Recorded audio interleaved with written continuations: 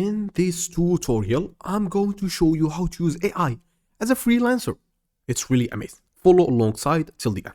So, to get started, make sure you are using your favorite browser. And I'm going to explain literally what we're going to do.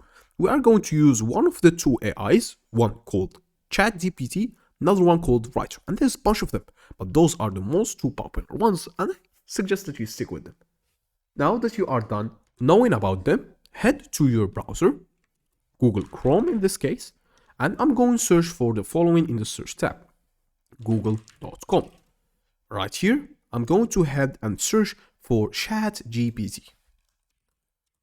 Now, keep in mind that ChatGPT is indeed the most famous one, and it's really used by everyone out there, and it's most really used by everyone. So head to the first link, which says ChatGPT optimizing language, openai.com. Click on it, and then right here in this page, you can see that they have a model called ChatGPT. It interacts in a controversial way, conversational way. Dialogue format make it possible for you to answer and do follow-up questions.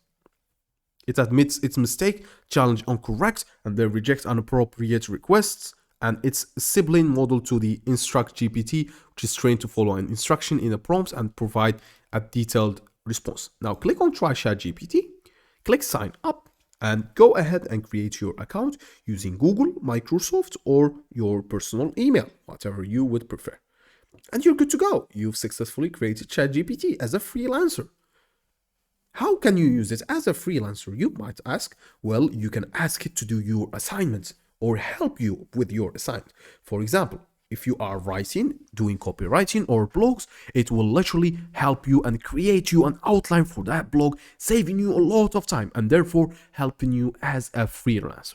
That's about it. Goodbye.